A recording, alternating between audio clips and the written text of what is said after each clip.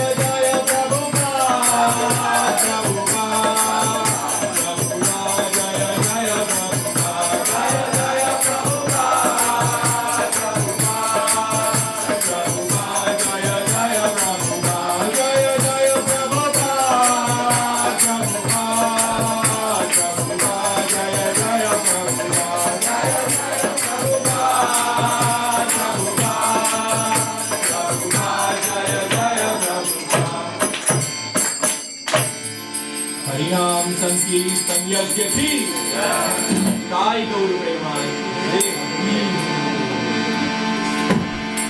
Krishna.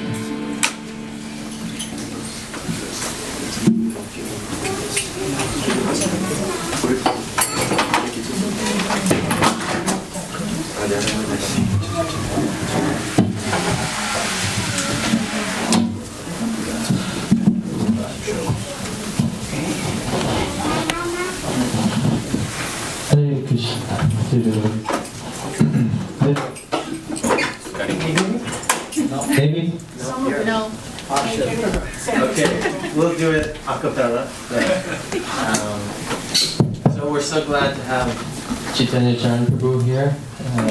Can you give a big round of applause? I'm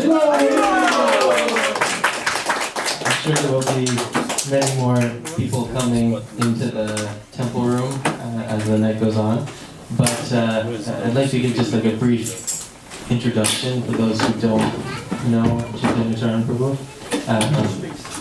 In essence, he's known as a spiritual scientist. So he breaks down, these complicated topics, these topics that people might have these burning questions for that no one can answer for them, and he answers them in a very simple, precise, easy to understand way.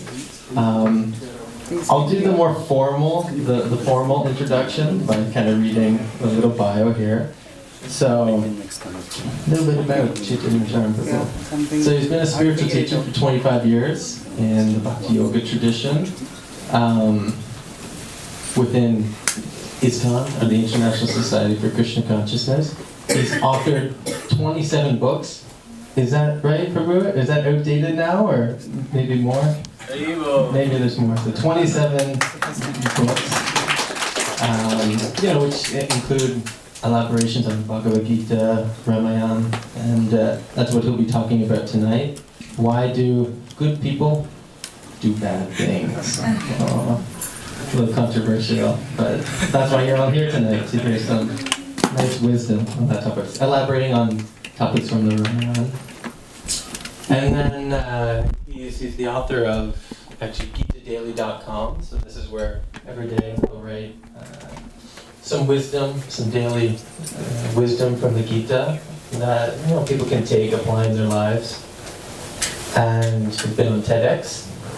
Everyone's probably heard of that. That's TEDx, World Peace Conference, Google, Intel, Salesforce, so on and so forth. Many, many exalted places that he's spoke. And now he's at one of the most special places, ISKCON Ottawa. So we're happy to have him. And gives many, many talks over all cities around the world, always traveling like a globetrotter. And I guess my more informal introduction would just be, as I hear from Chaitanya Charan Prabu, that being a spiritual scientist, allowing people to have access to this wisdom from the Bhakti tradition on the daily. We see a lot of new faces. Most of you guys have heard him break down. Last time he came, he was giving such wonderful, wonderful answers to some challenging questions that people ask. So I hope, anyone who has a burning question, especially if it's pertinent to this talk, please, save it in your back pocket, and afterwards we'll have some Q&A. So ask questions. We say challenge, inquire. That way you come to more of a refined understanding, and you can advance a little further on spiritual life. So without further ado, we will have His Grace Chaitanya Charan Prabu. Take it away. Hare Krishna.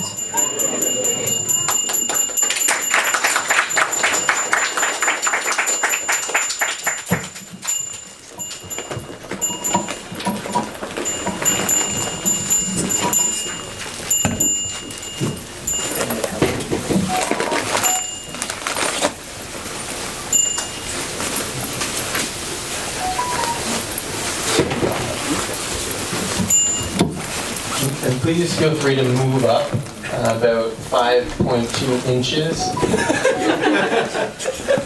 or feet, depending how much space you have.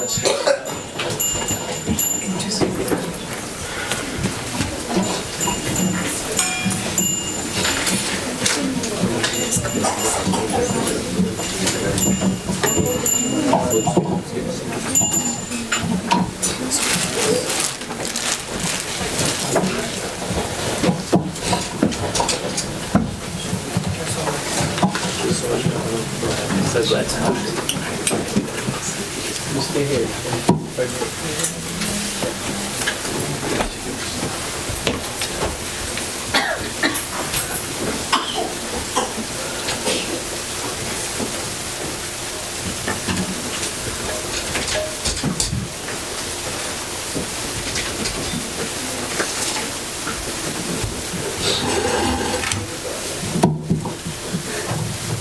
ओम ज्ञानतिमिरन्धस्य ज्ञानाञ्जनशलाकाय चक्षुरुन्मिलितं येन तस्मै श्रीगुरवे नमः।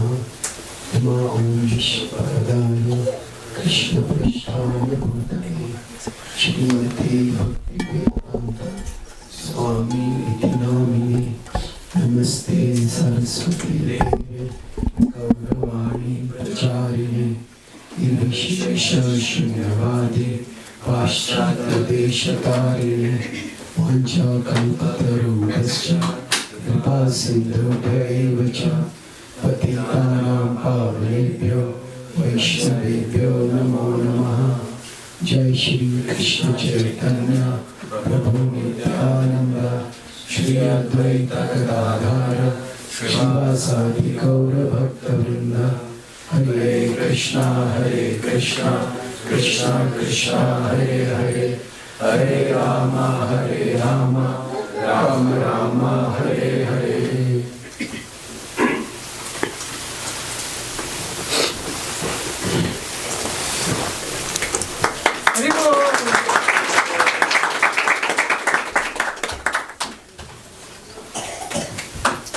हरे Krishna.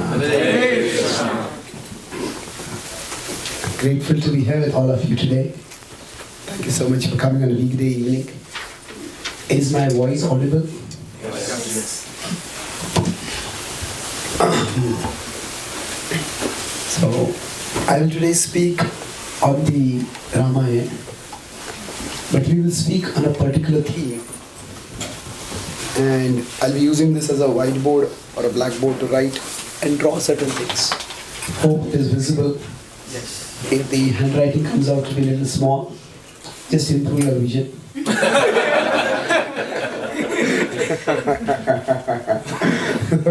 Let me know so that I write a little bigger.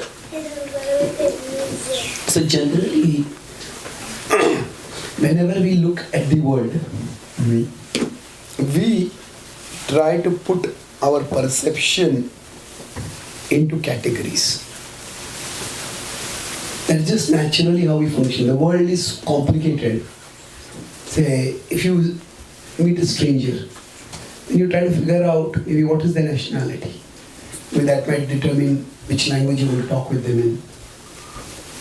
If we are in a multilingual community, when we say I'll get together, we try to size people up and decide with whom I should spend time. with whom I should not spend time. So there are different kinds of categories which you might have.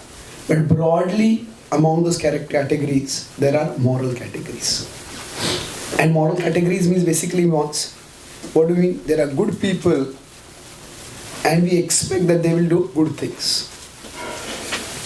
And then there are bad people and we are not among them.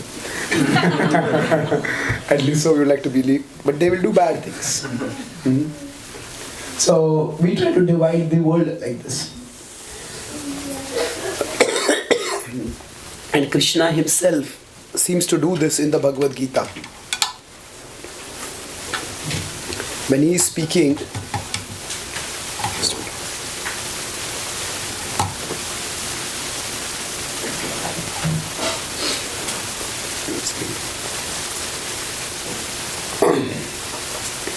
so we expect good people to do good things and bad people to do bad things. Krishna talks about such categories in chapter 16 in the Bhagavad Gita. He says there are two kinds of people. Dvau bhut sargau lokesmin daiva asura vacha. There are divine people and then there is, what is the opposite category? Demoniac. The word demoniac seems very harsh at one level. Or we could put it in softer language. There are people who are wise and there are people who are otherwise. Okay. Now, sometimes when some education is being given, some class is being told, is spoken, sometimes it is spoken in a way that is meant to raise questions. Suppose some speaker says, and I want to speak 3 points in the class, and they speak only 1 point.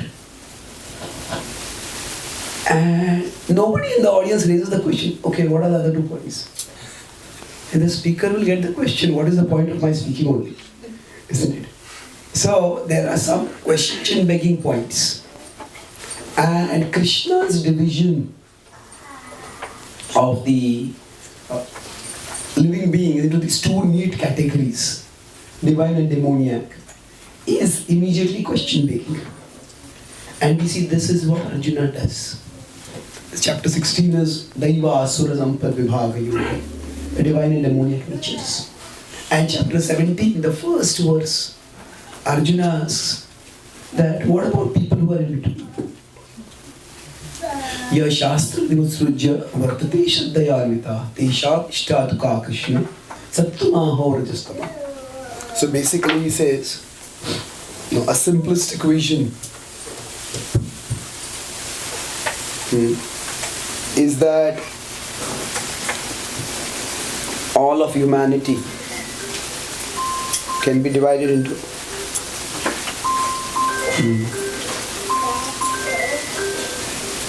say the divine and the demoniac. But there could be a more refined vision where we understand there are some people who are divine and there are some people who are demoniac. But the vast majority is the muddle in the middle. The muddle in the middle. What that means is that these people sometimes behave in ways that seems good, and sometimes they behave badly. So what about these people? And then Krishna appreciates the question. Krishna says, therefore, he says we need to look according to the modes. And based on 3 modes, we can look at people's actions. And then based on decide their nature. So, generally speaking, whenever in categorical, if somebody is operating based on strict categories and if something comes in the middle of those categories, he doesn't fall here or fall there, that becomes confusing. So same thing happens when we think that somebody, we think of somebody as a good person, and then they do something bad. They speak hurtfully, maybe they deceive us, they do something which sounds downright malicious. So why do they do such things? And so that is the question that we'll discuss. Now there are bad people who do bad things. So if we consider the Ramayana, who is a bad character over there? Ravana, yes. What is the bad thing that he does? Just kidnap the Sita. Yes, he does many bad things, but the one that really leads to disastrous consequences for him is the abduction of Sita. Now, are there any good people who do bad things in the Ramayana? Kaikeyi. What does she do? Expelled Ram for like 14 Yes, she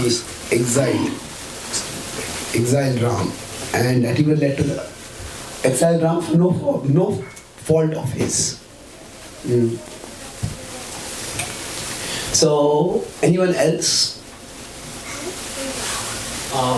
Ram's dad, Really, how did he do a bad thing? he never questioned the intentions of Kaikeyi and just followed Yeah, her. okay. Well, yeah. I mean, it's a little harsh to call that a bad thing. It's more like he felt bound by the word that he had given to her. And we question whether that much honoring one's word is important. But it's a little difficult to call it a bad thing if it was obligated to do that. That's true.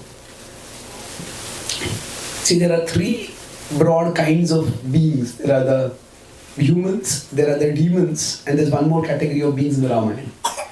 Vanaras. Is there anyone among the Vanaras who does a bad thing? Vali. Vali, what does he do? Sorry? Yeah, Vali basically, he attacks Sugriv in many different ways. He tries to kill him, and then he can't kill him.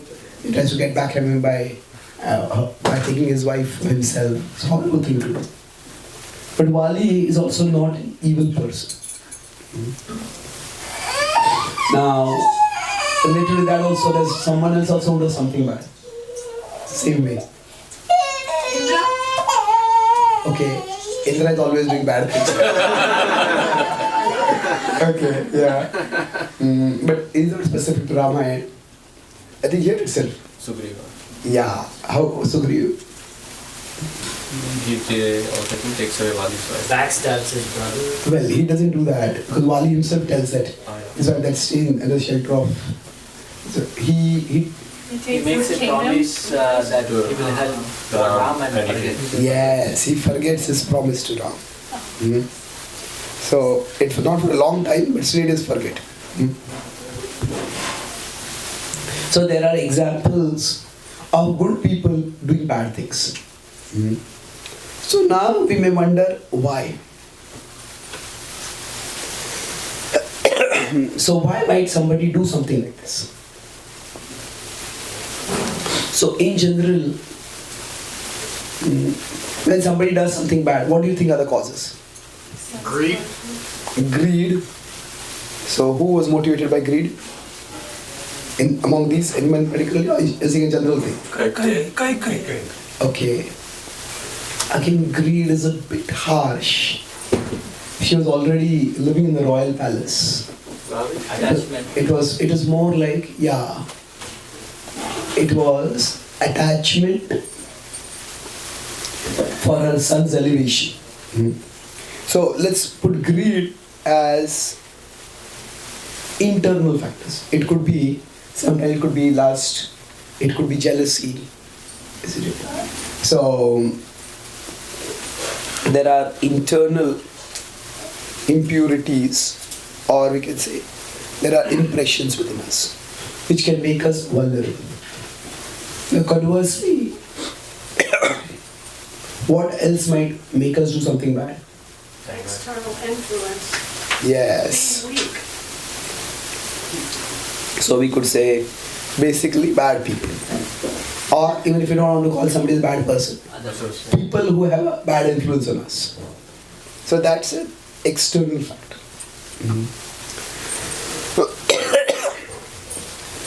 So now, broadly, now can we give an example of some bad people making a good person do a bad thing? Mantara. Yes, Mantara was someone who pushed, who incited Kaikeyi.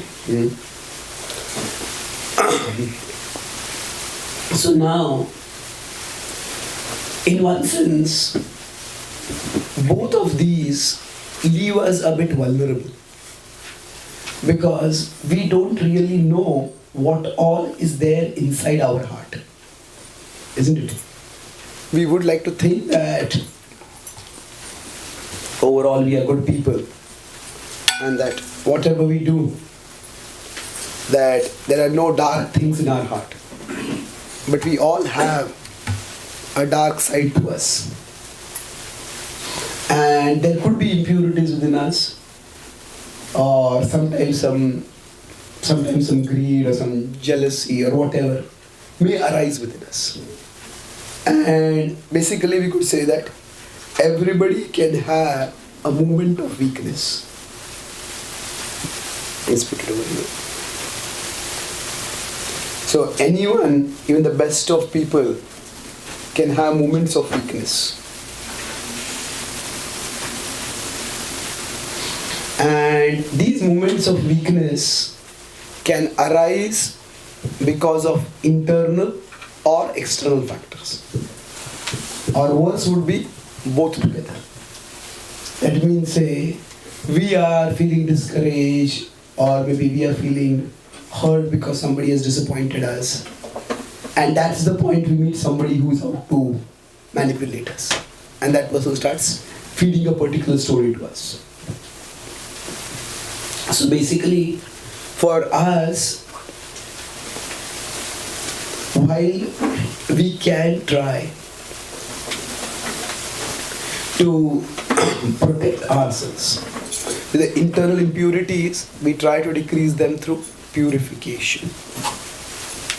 You may say, right now, I'm not likely to get angry and do something terrible. But in future, if something incites me, I don't know. So we try to decrease the negativities inside us through purification. And we try to avoid the external influences by association. So, now association, that's why good associates. Satsanga is so important.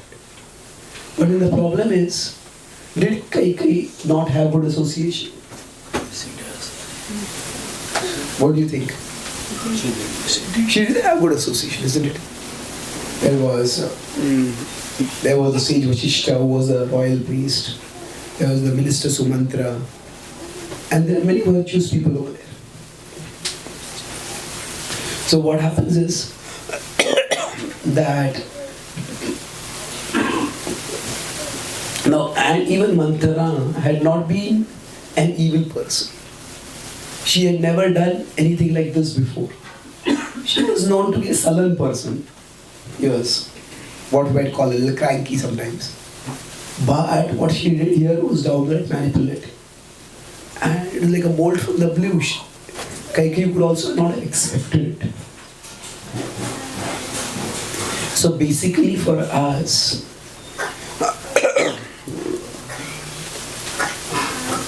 it may sometimes happen that some urges may arise within us. Now what applies to us also applies to others also. So whenever, sometimes even among good people, some urges may arise.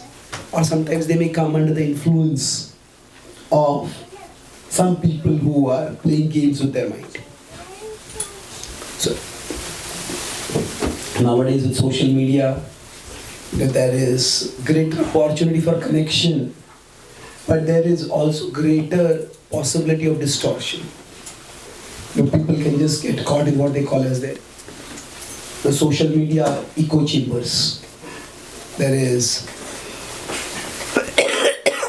we just hear one point of view reinforced again and again and again and again. So generally speaking,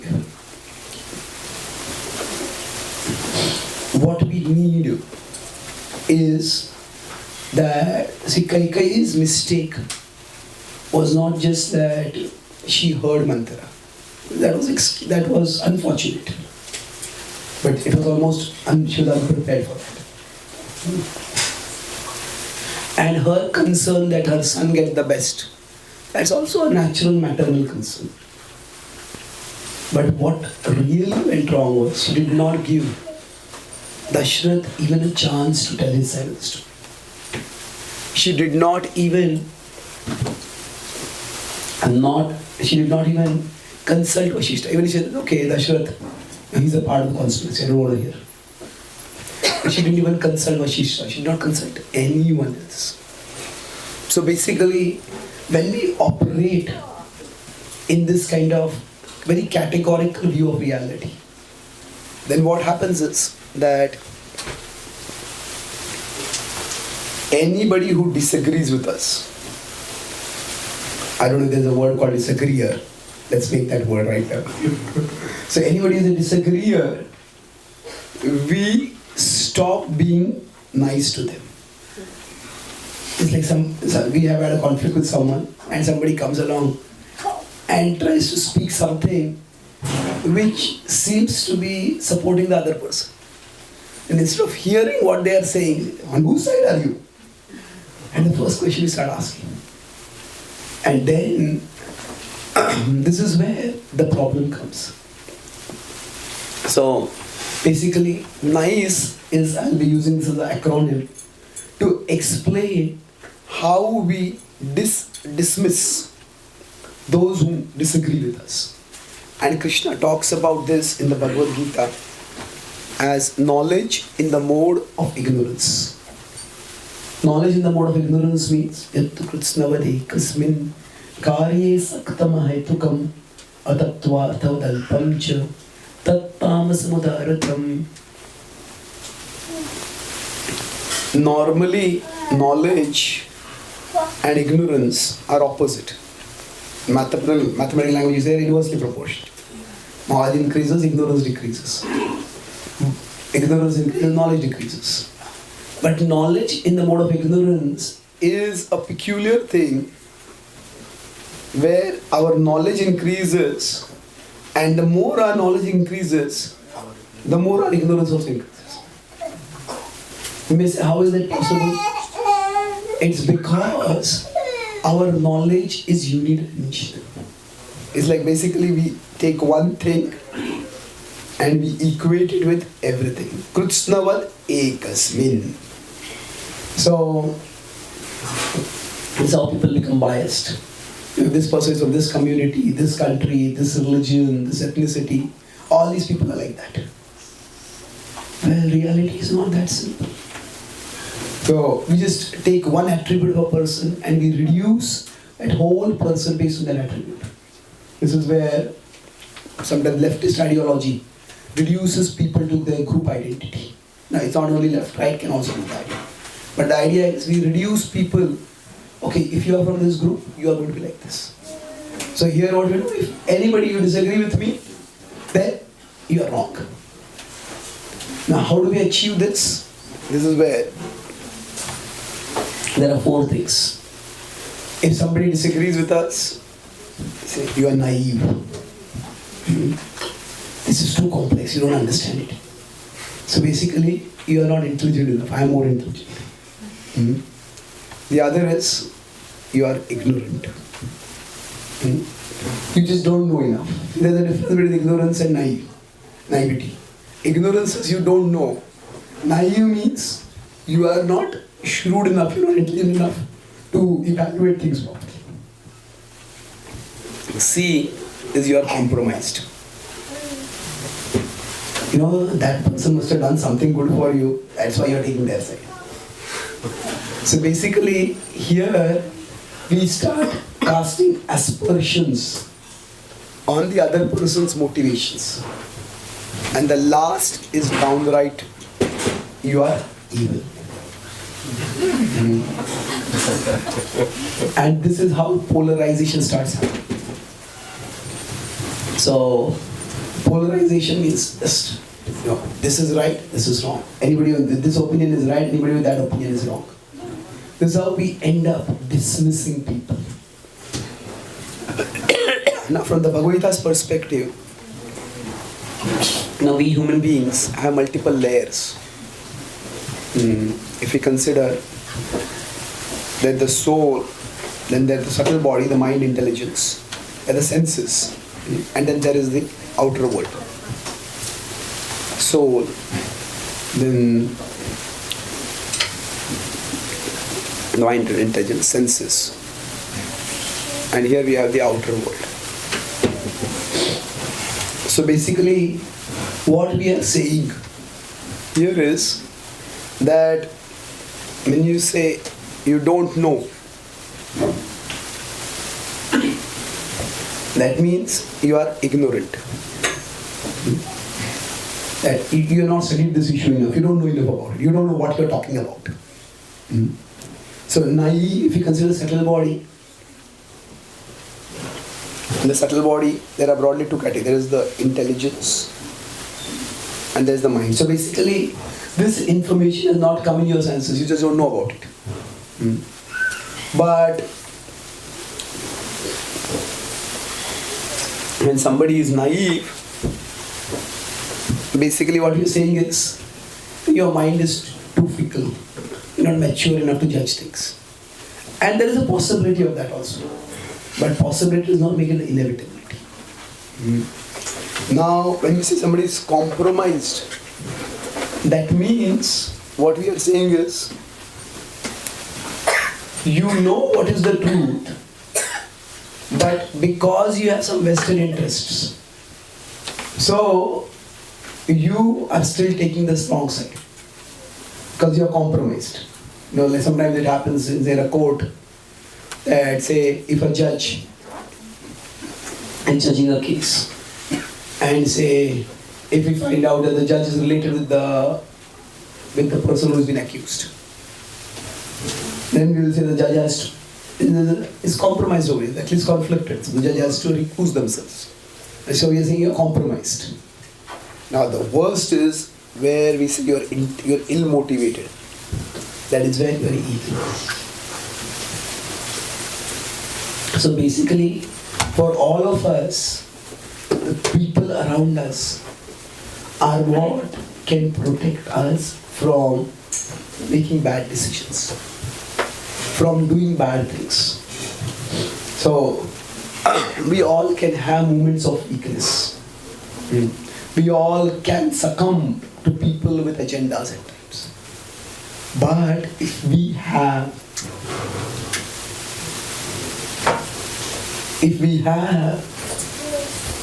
respectful relationships with others, that is when we can actually protect ourselves. If we don't have such respectful relationships, that's where things go wrong. So now, among these characters, did Ravan come to his senses? No. Did Kaikeyi come to her senses? What do you think?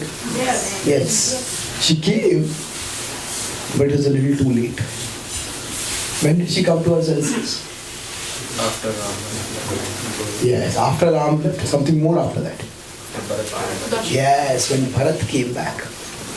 Now she was believing that I did all this for Bharat's sake. Nobody is understanding me, but I am doing this for the sake of Bharat, for protecting his interests. Now we all want our kids to do well in exams. And suppose our kid comes and says, I came first in my class. Wonderful. How did you do that? No, I hacked my professor's computer. I found out the question paper. I got all the answers. And I had prepared all the answers. I came first in the class. Now, if our kid starts telling us that, what kind of person are you? And not only what kind of person are you, it is, now what kind of person do you think I am that I'll be pleased by your doing this? That you are telling this in a celebratory mood. Isn't it? So for Bharat, it was like that. When Kaikai told him, he was shocked. When he heard that his father was dead and Ram was exiled, his shock became double, like shock squared. When he heard that his mother was behind all this, and his shock became raised to the power of 3, shock cubed. And he saw that his mother expected him to be pleased by all this. See, I've done all this for you. And that's when Bharat just snapped. He said, you cannot be my mother. You must be the goddess of destruction, Mahakali, incarnated into a family for destroying our entire dynasty. Do you even understand what have you done? So when he spoke so strongly, that was the time. Her illusion was shattered. So basically the same thing happens to Sugriva. Who shatters his illusion? Yes. Actually Tara and Hanuman, both of them won. But Lakshman, when he comes and he chastises, that's when he's shaken out. But after that, he never repeats the mistake. So basically what happens over here is, the point I'm making is that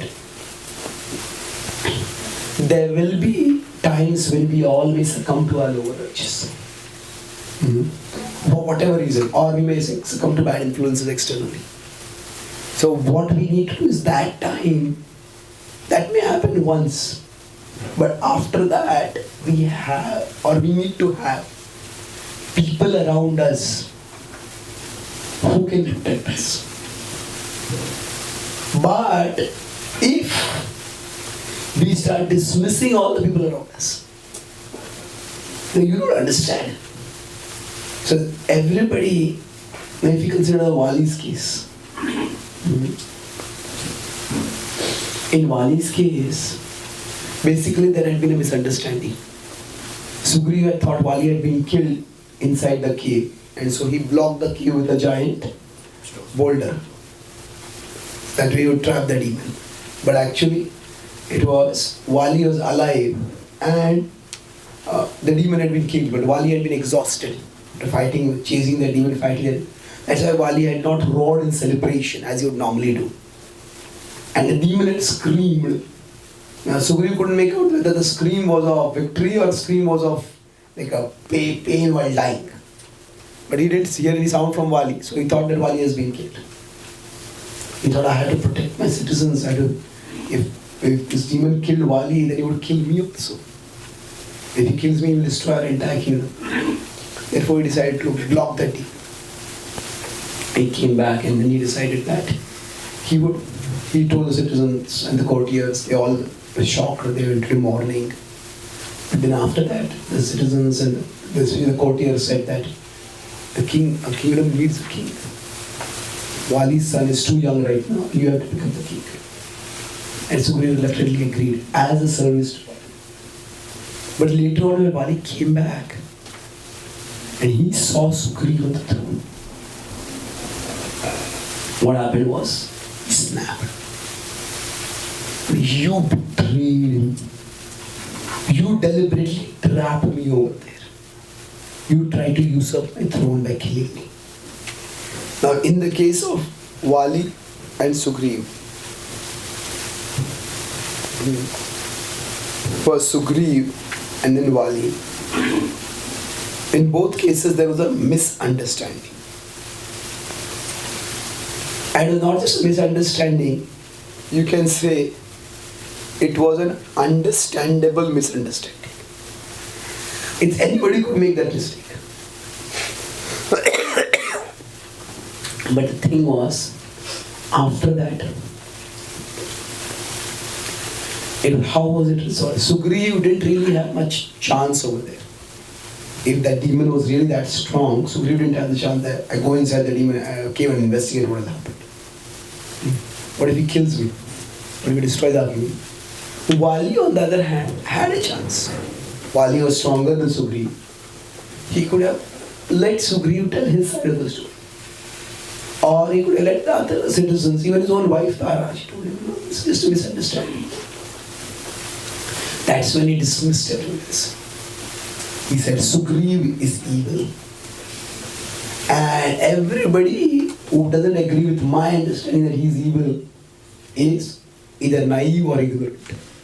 You don't know what happened. Or he told you a story and you're so gullible that you believe the story. Or, because you're also related with him, because you support him, though you're compromised.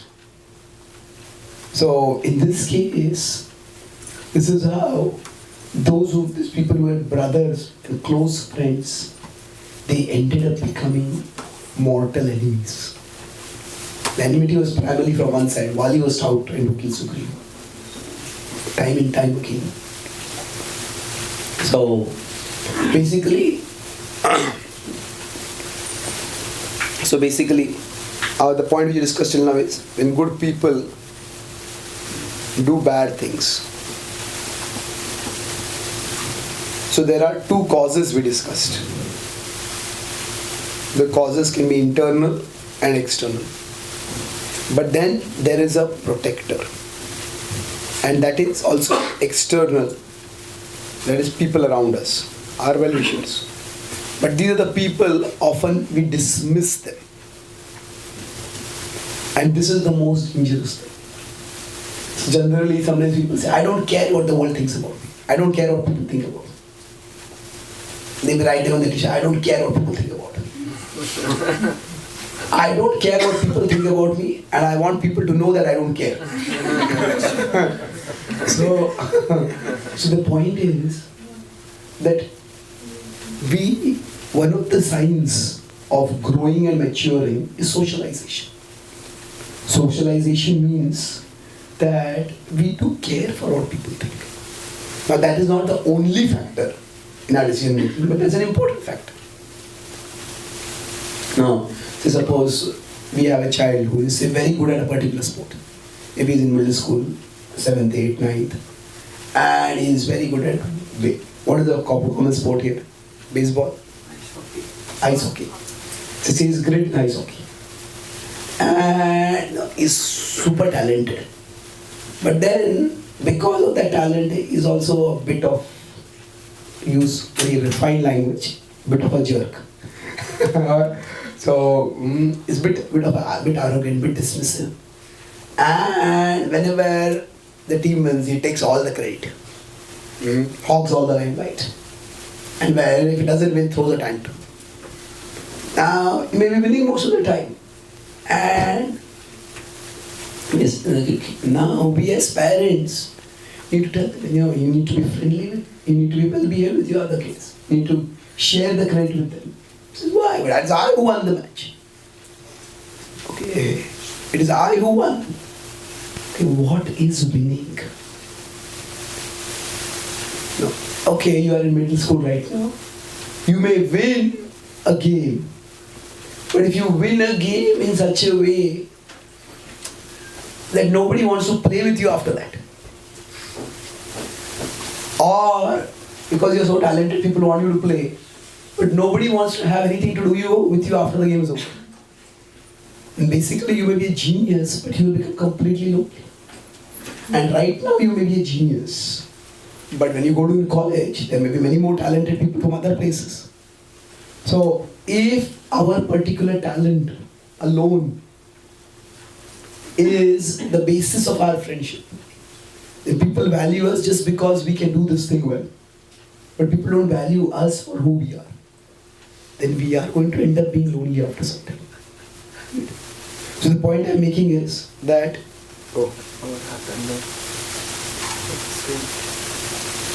Whiteboard will cause.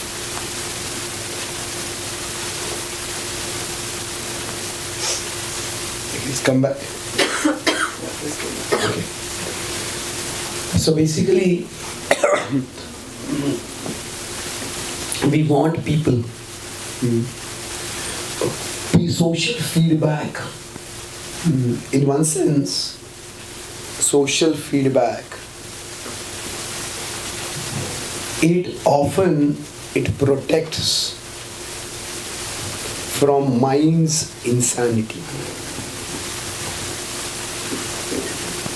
Now, of course, there are times when social feedback can cause our mind's insanity also. But it's not just one of these things. In general, abundant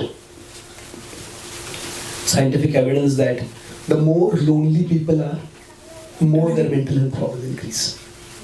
Because what happens, there could be many reasons, factors, but our mind is telling us a particular story. Oh, this is like this, people are like that, I am like this, the world is like this. And if there is no one to challenge that story for us, no one to give us an alternative story, or no one whom we are open enough, or to whom we are ready to trust, then our mind story becomes our reality. And if our mind is filled with dark impressions, the dark story becomes our reality. So basically, we don't want this to happen. Our mind is always telling some story, but our mind story should not become our reality. There will be one input, but we need alternatives. So how do we do this? I'll conclude with this. Basically, if I am here and my mind is here, this is not the mind.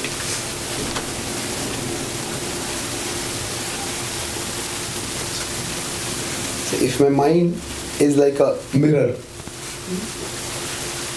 through which I am looking at the world and everyone in the world.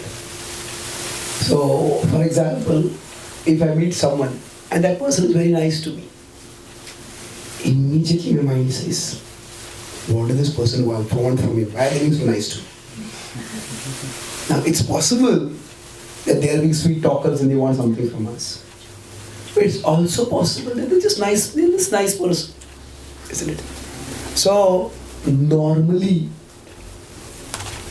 we look at the whole world through the screen of our mind. Okay. The technology is telling me to finish the class now. Is the Wi-Fi bad over here? Yes.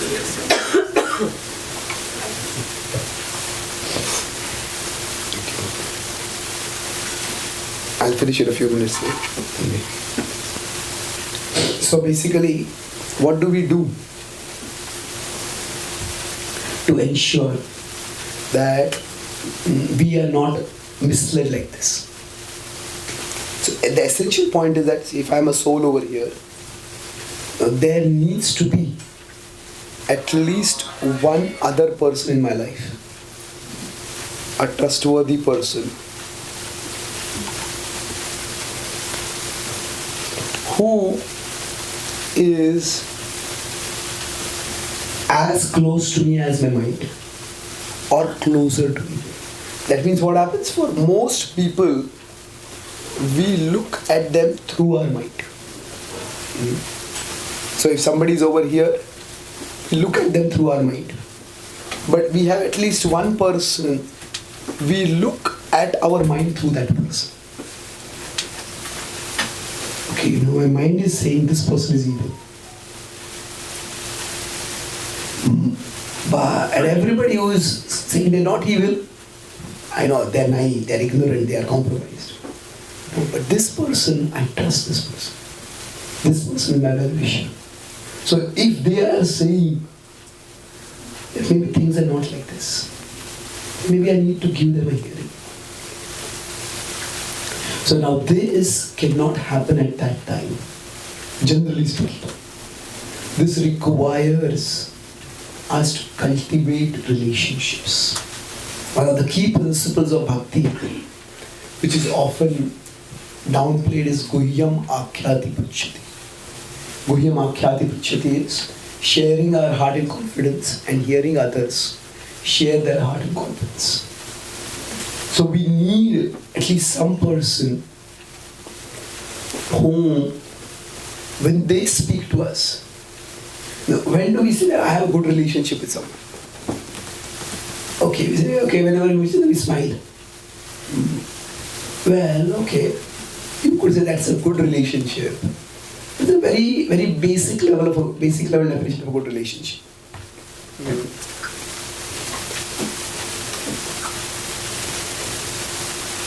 Good relationship means we just smile at each other.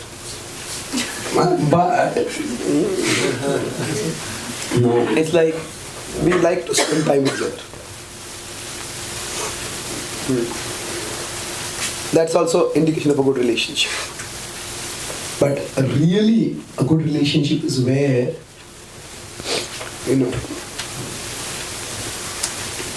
that person we can disagree. There can be disagreement without dismissiveness. That means if that person disagrees, that means that person can tell me that I am wrong. And my response is not, maybe I am wrong to have a relationship with you.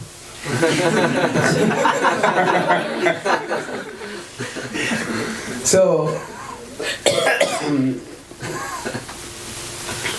generally speaking, most people don't really want to get into anyone else's bad books. As some people just like to, but let's put them aside. But there are times when we need from others. If we are doing something wrong, we need to be told. This is where the idea of a guru. Guru is not just one Diksha Guru. There are Shiksha Gurus. The idea is that the Guru is like a Surudra. The Guru is our well-wisher, but it is also when there are great saints. Srila Prabhupada would say, you are ever well-wisher. That's how he would sign all his letters. Now, he also had such a level of purity that even when Prabhupada would use strong words like fools and rascals, because of his purity of intention, because of his selflessness and compassion, people would not take offense. Okay, why is he saying like this? Let me try to understand. Did everybody do like that? Maybe not, but many did. So now, we can't wait till such a saintly person comes in our life. But the point is that over time, everybody makes mistakes, but over time, if you find that this person is my well-wisher. So for Kaikai, it was Bharat. Now, she thought he was her well-wisher, but she did not think Bharat was anyway compromised. So when Bharat spoke, that's when her illusion got burst. So for each one of us, it's important to develop healthy relationships. And to the extent we develop those relationships, to that extent we can protect ourselves when our mind starts misleading us. So I'll conclude with how we can get to this level where we can develop a healthy relationship healthy enough by which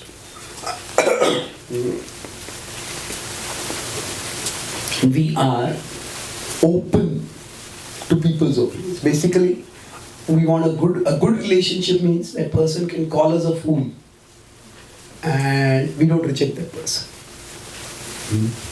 So I'll conclude with one acronym here.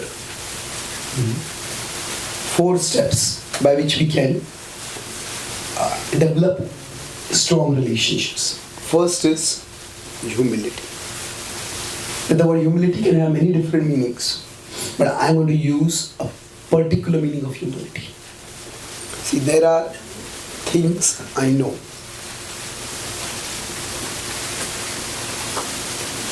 There's what I know, and there is what I don't know. So humility means just being open to the possibility that what I don't know may be more important than what I know. So there is a particular conflict, there is a particular situation, I have acted in a particular way, I have taken a particular stand. And that's based on what I know. Maybe what I know is correct, but there is what I don't, the things that I don't know also. So it is basically, in one sense, humility is the starting point for any relationship. Now we can say we have physical needs, we have emotional needs, that is why we seek relationship, that's true. But beyond that, and you really want to connect with people for the sake of learning and growing, then humility basically means that there are things I know, but there are things that I don't know. And those are also important. It's possible that those things may be more important than what I do know. Say for example, if I come for a program, now I may know very well the subject that I am going to speak. But the organizers may know better than me what is the level of the audience who's coming. And at a particular place, if I'm going to give a class, what the level of the organizers is knowing that is much more important than the subject that I'm going to speak on. One time I gave a class in India. It was an interfaith conference. I gave a talk. And it was a 20 minutes talk. I spoke for 5-7 minutes. And it was, everybody was looking at me as if they were watching a foreign language movie without subtitles.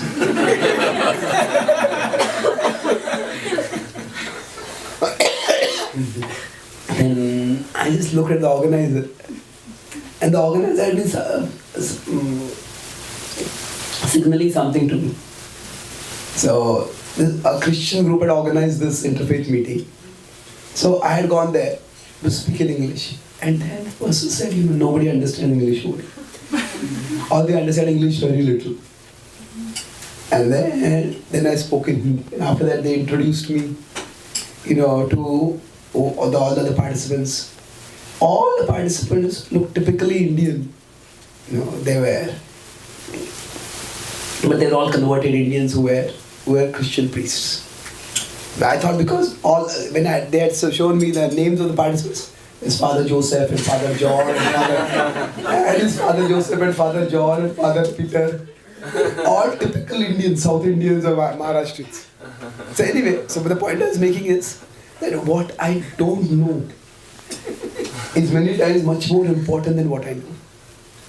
So that humility. Humility doesn't mean we have to let people walk over us. Humility doesn't mean that we let people treat us like a doormat. It just means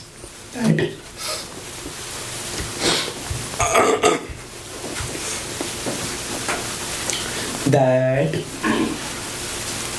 there are things which I don't know, and maybe there are others who know about it.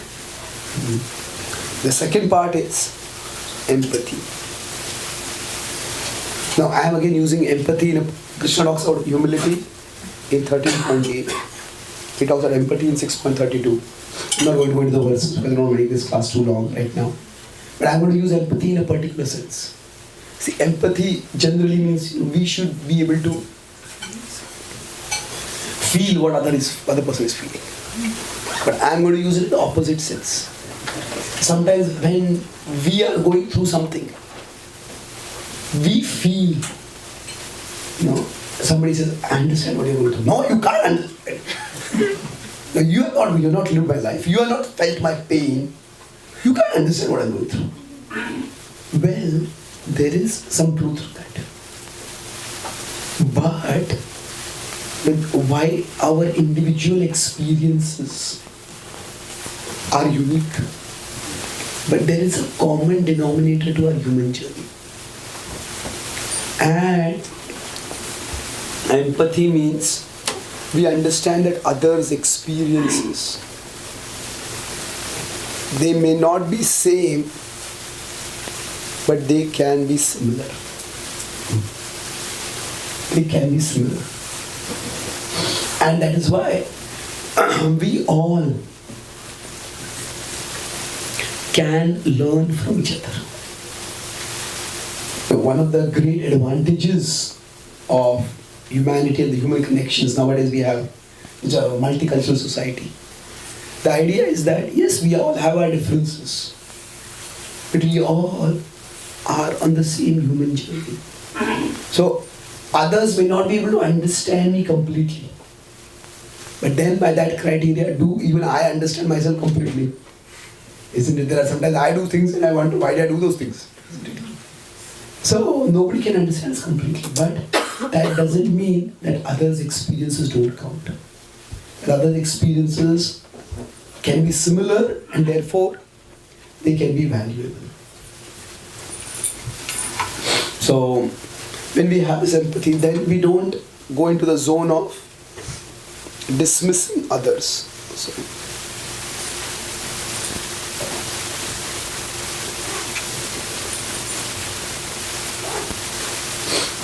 So Srila Prabhupada, when he came from India to America, at one level there was no similarity between the experiences he had and the experiences that his followers from the West had.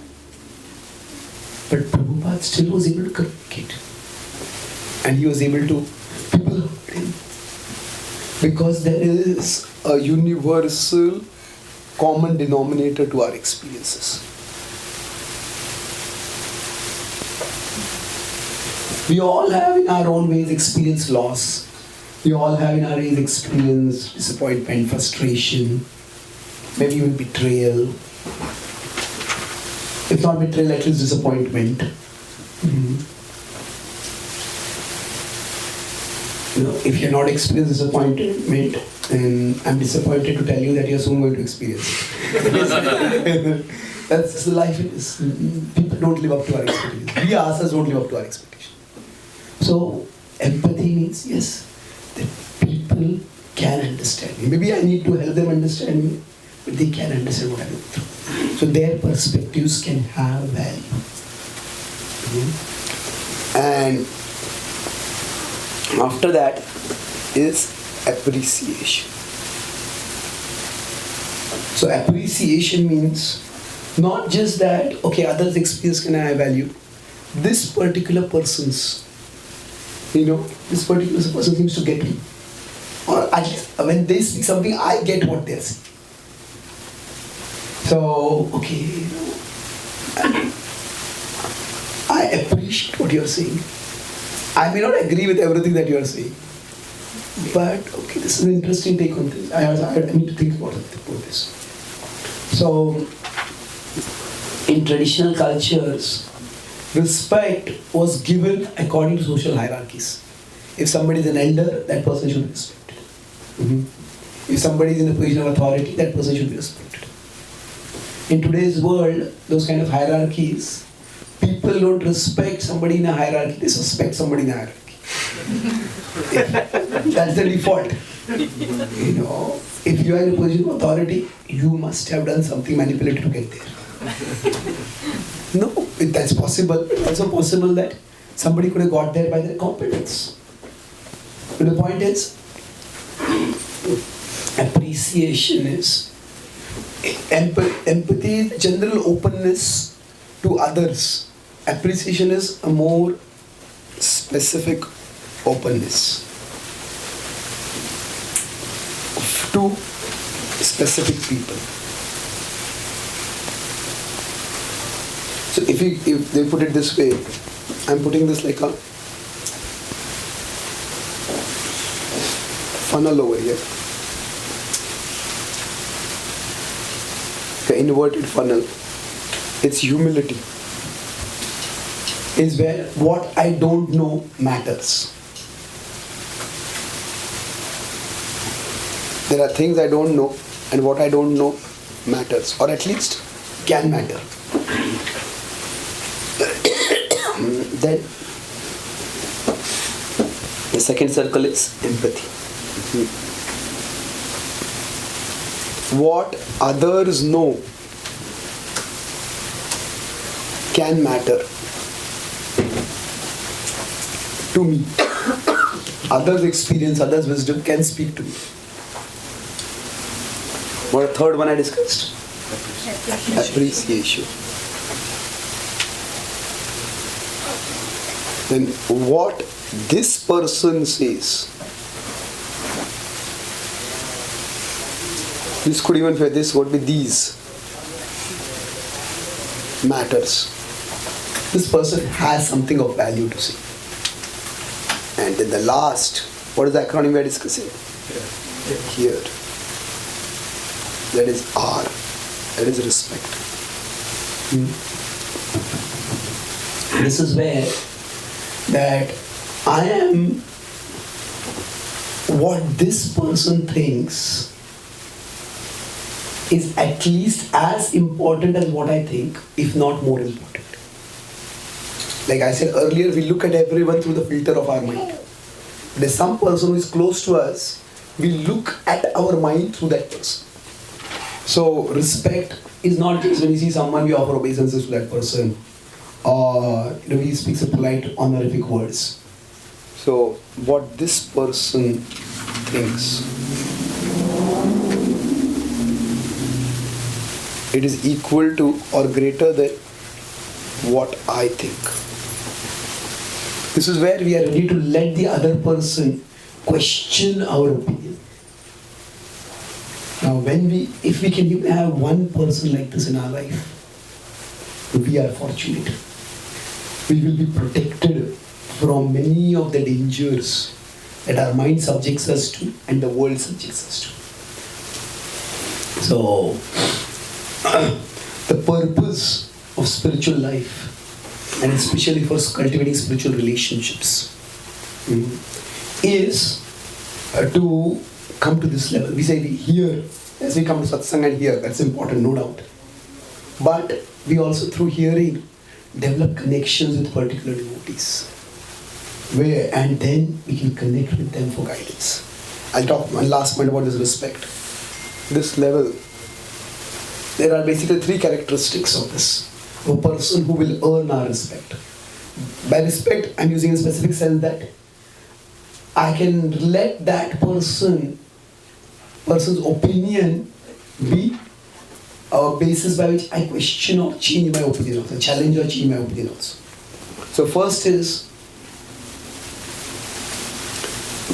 in the Bhakti Samhita, they talk about like-minded association. So we can use that and say like-minded guides. We need guides who are like-minded. What does like-minded means? We understand their mind. That means that when they speak, what they say makes sense. Sometimes some people, they give a class, and after the class, before the class we had some questions, and after the class we have more questions than before, instead of having more answers. And not more questions in the sense that our curiosity has increased. More questions in the sense that our confusion has increased. So we just don't get what they're saying. So for example, if we ask a logical question and somebody just gives a scriptural answer. Well, okay, I know that scripture says that, but how do I make sense of it? So we understand their mind. The way they speak things makes sense to us. Then the second is, they understand our mind. That means if we ask some question, they don't immediately label us. Now you are a fool. If somebody asks a very analytical question, in my early days in spirituality, not early but 4 or 5 years, I used to have a lot of questions. I had a very analytical mind. So this one devotee asked him one question, second question, and he was giving an answer and was not satisfied with that answer. So I was probing further, and I was so caught in my head that I didn't even notice that this person was getting a little annoyed with me. So finally he said, Chaitanya Charan, I think you have forgotten that we are in the Bhakti Marg, not the Gyan Marg. And we are in the path of devotion, not the path of intellectual analysis. Now when he spoke that, whatever his intention, I decided one thing is, I'm never going to be on the path to ask you any questions. So, is that we all have a particular kind of mind and it works in a particular way. So some people are more emotional. Now when they are being emotional, somebody says, you are just being sentimental. That's not very helpful. It may be like that, but that's the way their mind functions. Somebody might be more rational. So they understand our mind. They don't label us immediately. And the last part is probably the most important. They help us understand our mind. That means, see, you're thinking like this. I understand you're thinking like this. But till this point you are right. But maybe this point I have thought of this particular factor. So they don't ask us to reject our thinking. But they help us to build on our thinking to correct our thinking. And this is a key point. A real guru doesn't teach us to distrust ourselves. Spiritual life is not about distrusting our own judgment. It is about building, elevating, refining our own judgment. Yeah, what you're thinking, where you are coming from is right. To this point you are right. This is where you may be going wrong. And we want to examine this. So ultimately, the purpose of any guide is to connect us with the guide inside us. Krishna is the ultimate guide is inside us. So our mind, our thoughts from inside us, sometimes they connect us with Krishna, sometimes they disconnect us from Krishna. So to the extent they are connecting us with Krishna, that is good. To the extent they are disconnecting us, they need to be connected. So it takes time and effort, but if you can find, it may even take months or years to find a friend like this, find a devotee like this. But even if you find one person like this in our lives, then that's a great blessing. There is no blessing in bhakti that can be more valuable than this. Of course, we have the holy name, we have the deities, we have Srila Prabhupada's mercy. That's of course that's extremely important. But Prabhupada says that the sixfold exchanges, our Krishna consciousness movement is nourished by these sixfold exchanges. And the way we as good people can avoid doing bad things is by learning to hear. And often when good people do bad things, that's because they stop hearing. They have got caught in their own mental bubbles, and that's why their mind is leading them astray. Fortunately for us, Krishna is the Guru inside us and he will guide us. If we are open enough, if we are eager enough, we take time. But if we look for friends, we will find them. Not everybody will come to that level. Even if we can come to the HEA level, that's also helpful. To come to the respect level may be difficult with anyone. But if we come to the appreciation level, then we can get inputs and we can refine our own conceptions and become better equipped to avoid being misled by internal or external forces. So I'll summarize what I discussed today. The topic was why good people do bad things. So broadly, I discussed this in 4 parts. First was, I started by talking about categories and confusions. The muddled middle. That there are good people and there are bad people. The good people do good things, bad people do bad things. But there is the muddle in the middle. This is where people sometimes do good, sometimes do bad.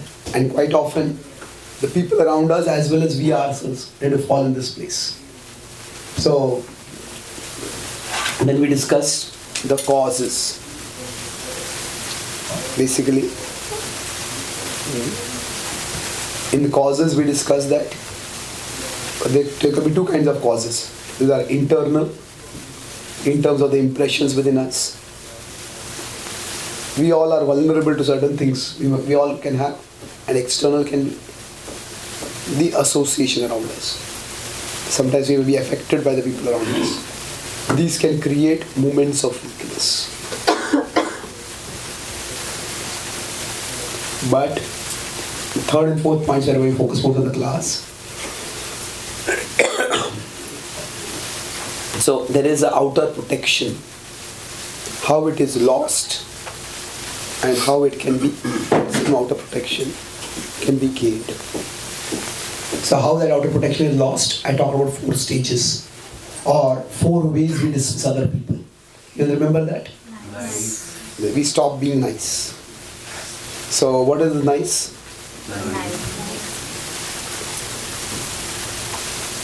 Sorry. N was naive. I was ignorant.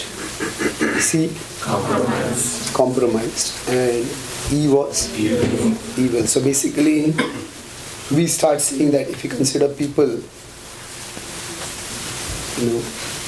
they have their, the soul, the mind, the intelligence, and then the senses. So basically, if somebody is at this level itself naive, you don't know. Sorry. At this level it is, you are ignorant. Your mind, you're not able to judge properly, you're naive. Your intelligence, you know what is right, but you don't do the right thing. That's because you are compromised. And you're deliberately doing something wrong. That is evil. So this is how we dismiss people. Now, can people fall in this category? Of course. But do all people who disagree with us necessarily fall in that category? Quite unlikely. So, how do we regain that outer protection? Here. So we discuss this as like a funnel. So humility, what does the humility mean in this context? Yes, what I don't know matters. Then what are the next one? Empathy means what? What other people think matters, can matter. A was appreciation. That means what this person says matters to me. And last was respect means what this person says is at least as important, if not more important, than what I say or what I think. So if you can have a person at this level of respect, where we understand them, we understand their mind, they understand our mind, and they help us understand our mind, then we are extremely blessed. And this is the way we can protect ourselves during our moments of weakness and stay on the path to our ultimate well-being. Thank you very much. Hare Krishna.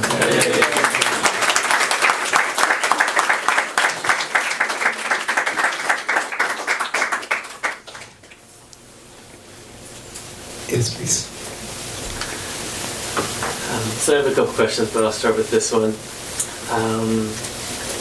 As far as this here, the end of it,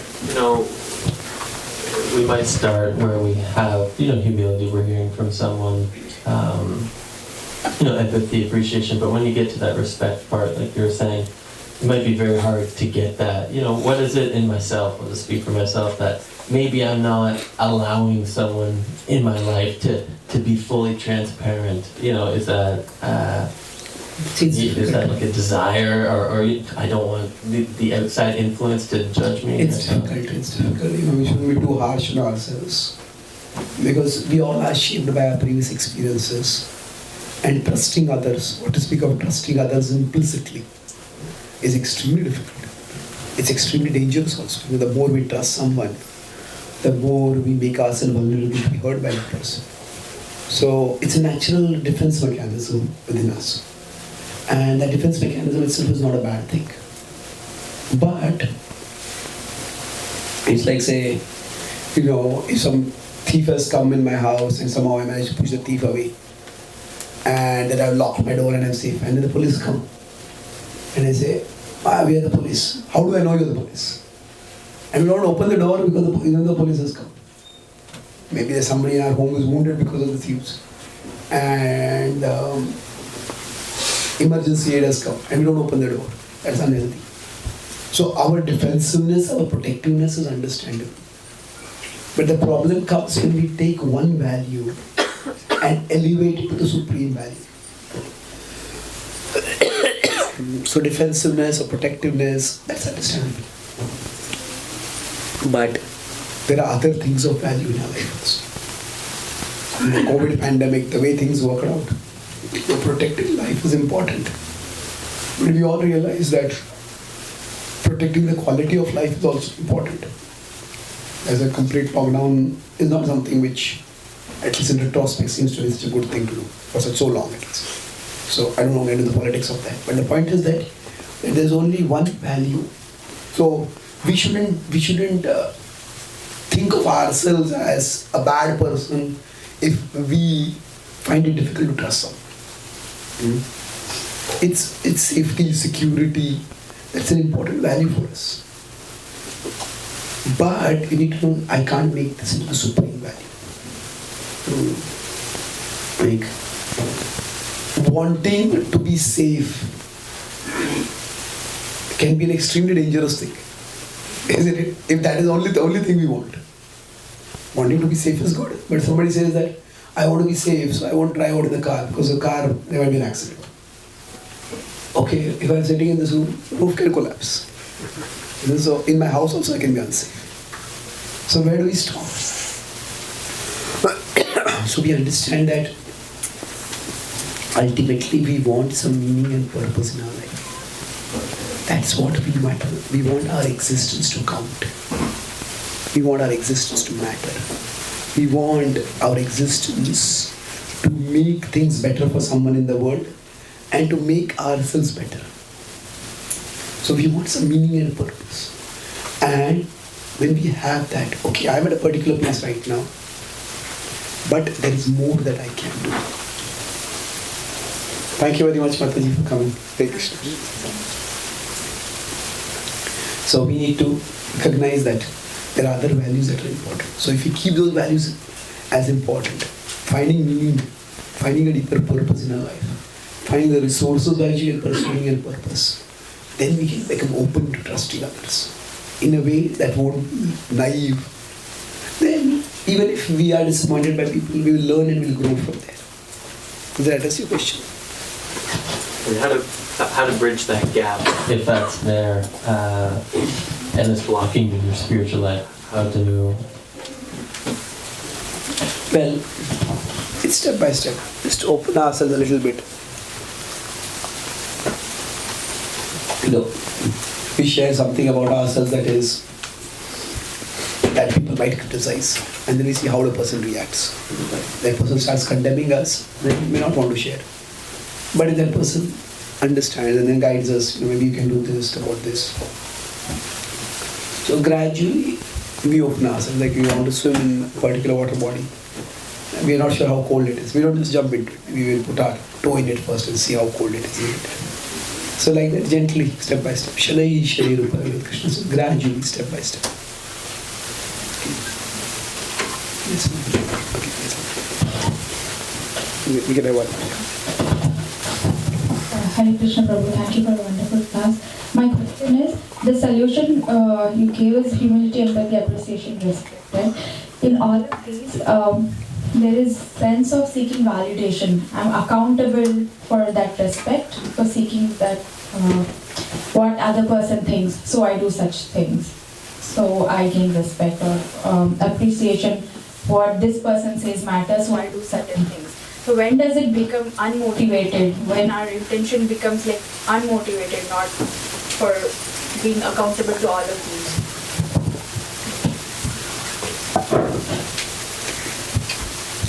When does it become unmotivated?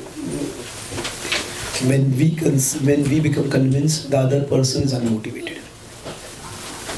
When, say for example, we become convinced that, So this person simply loves Krishna purely and wants nothing for me except that I should also love Krishna. Then that basically, as you're saying, unmotivated means like selfless, using it in that sense. So the parampara is not just like a link of heads where we agree with somebody who's speaking a particular book. It's a bond of hearts. So Prabhupada loved Krishna, and that's what inspired people, so many devotees from different backgrounds, to also become dedicated to him. They still had their individualities, but they felt inspired. I want to love Krishna.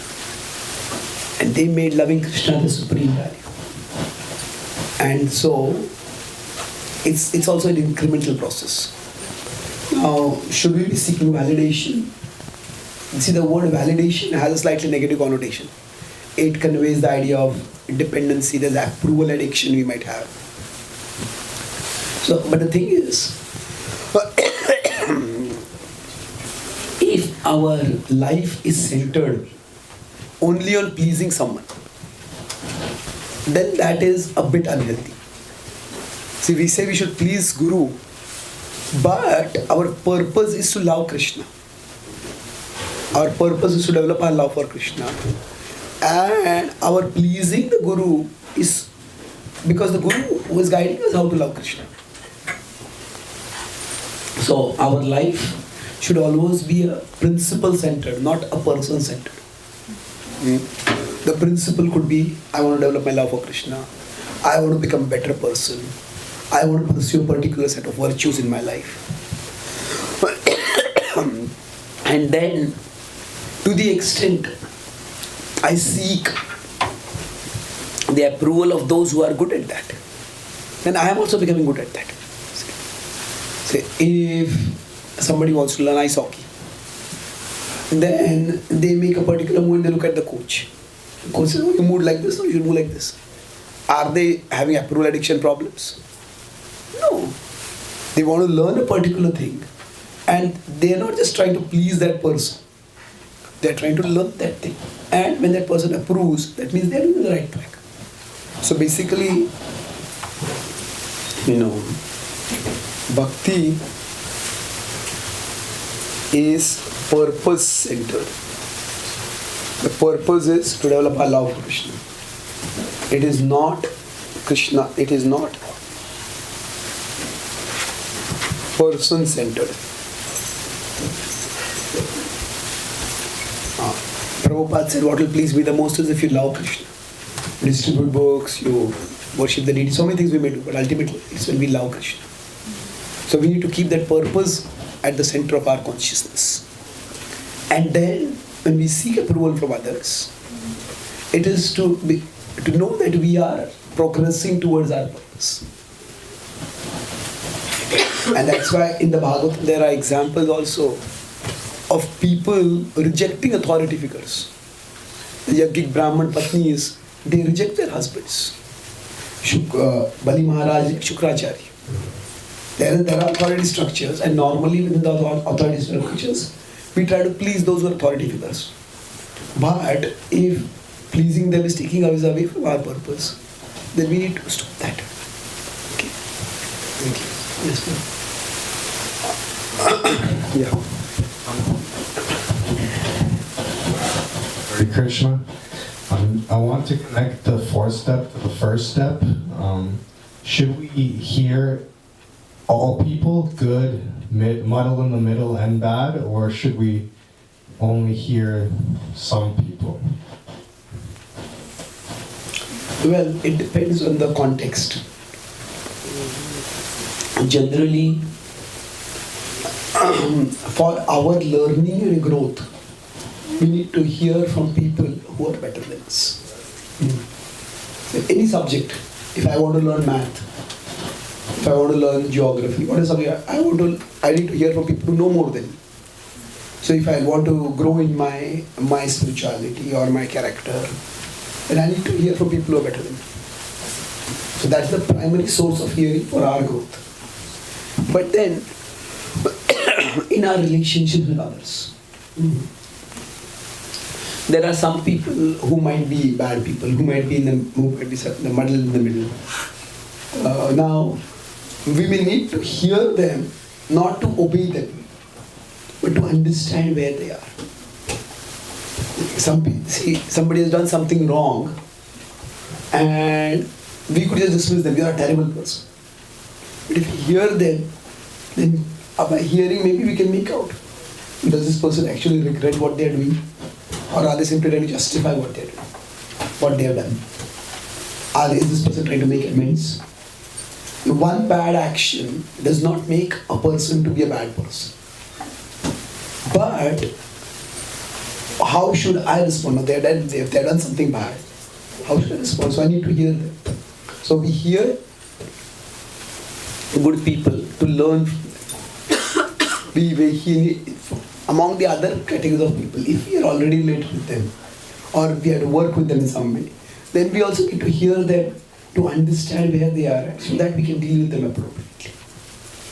But it's not that we have to hear every single worldview in the world. We don't have time for that. Everybody can propagate their own idea and their ideology in such a way that it can seem convincing. God has given human beings that capacity, and whatever we want to believe, we will find reasons to justify that belief. Now we may say that God exists. The clouds are themselves a miracle that points to God's extraordinary engineering capacity. The clouds are like a mobile, airborne water tank that is made of aircraft-proof technology. In the Twin Tower, designers couldn't make aircraft-proof technology. Nobody has made that till now. The clouds are like that, and they bring rains to all living beings. That's true, it's a marvel. But somebody may ask, okay, if God made clouds to give rains, first, then why does it rain on the oceans? Well, it rains so that you can ask such questions and stay atheistic. The point is that whatever somebody wants to believe, they can come up with evidence for that. That's why we don't have the time to hear every single worldview. See, we don't do that in any field. If I want to take medicine, if I have a flu, it's not that, okay, first, I have to study a book on allopathy, then I have to study a book on Ayurveda, then I have to study a book on naturopathy, homeopathy.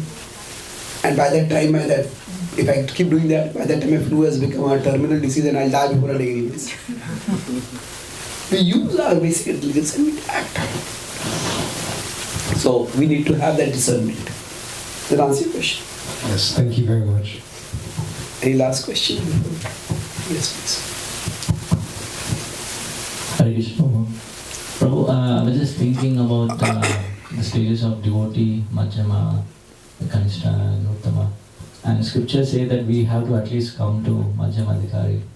And I was just contemplating on the qualities of someone who wants to aspire to be Madhyama is to differentiate between who is favorable, who is not favorable, and details like that. So, could you reflect on how the principle that we learned today can be used?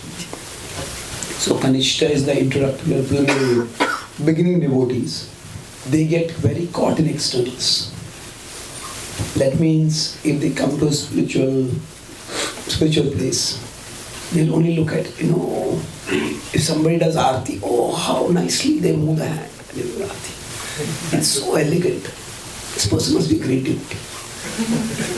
Or if somebody pronounces Sanskrit very nicely, oh, this person must be a great person. Now, are all these attributes important? They're important. But do they necessarily equal spiritual advancement? Not necessarily. In fact, the Bhagavatam says that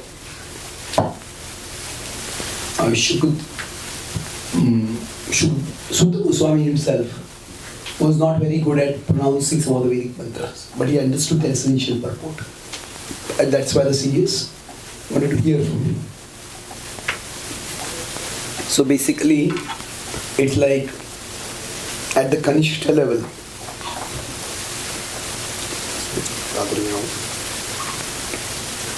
At the Kanishta level, we just look at externals. The externals means we may look at certain abilities that a person has. Those abilities could be just material skills also. And we equate that with some ritual specialization. We equate with spiritual advancement. At the Madhyama level, we start looking for virtues. So how much is this person actually dedicated to Krishna? How is their sadhana? How is their overall behavior? How do they react in difficult situations? And then at the Uttama level, we can perceive beyond this to it their love for Krishna. At the Kanishta level or at the Madhyam level, we may also see some symptoms, some characteristics, and we may equate them with love for Krishna. Somebody does arati very nicely, this person must be loving Krishna very much. Maybe, maybe not. Some people may be very calm and equipoised. Does that mean they love Krishna? Maybe, maybe not. It's good to be calm and equipoised. But they might just have a sattvic upbringing. They might just be like a stoic person. That doesn't necessarily mean they're loving Krishna. So it's incremental progression. So when I was talking about this HEAR, that's more at the Madhyam level. We're looking at the virtues that a person has. And with the virtues that we try to cultivate, and then we are able to focus on the virtues in others. I have humility. What I don't know is important. Empathy. And this person, that other people get what I am going through. This person gets what I am going through. And this person may help me understand me better than what I understand myself. Does that answer your question? Yes, sir. So, thank you very much. Shri Ram Chandra Bhagwan ki Jai. Srila Prabhupada ki Jai. Gaur Bhakta Vrinda ki Jai. Gaur Preman.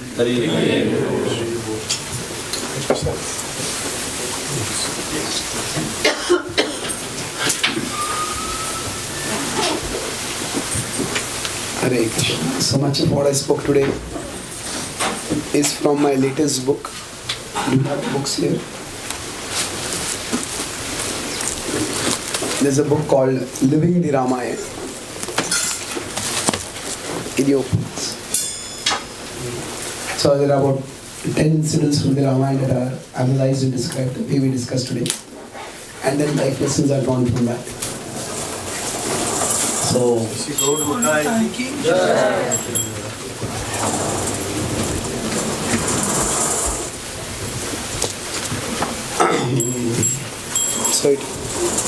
and this is how curses can be blessings. Curse like situation can be transformed into blessings. How Hanuman was alone and felt discouraged in Lanka, but how he persevered, how to overcome discouragements. So basically, life lessons from the Ramayana are described in this book. And this is a calendar with 365 quotes inspired by the Bhagavad Gita. I had put a calendar last time, that is a different calendar. These are different quotes. So, hold our plans lightly, hold our Lord tightly. Wow. We often do the opposite. No blessing is as valuable as the blessing to value our blessings. Jealousy makes us very good at counting blessings of others. Those who can't face books seek shelter in Facebook. So each of these is a quote inspired by one verse of the Bhagavad Gita. And this is some easy way to just read one quote and have something to contemplate on during the day. Just you can keep it in your workplace also, or in your home reception. So even if some guests come, some colleagues come, they can read a quote, and if they like it, you can have a deeper discussion with them. So both of these are available if any of you would like to have. I'll also be here for some time if you want to answer questions or if you want to have the book signed. Thank you very much.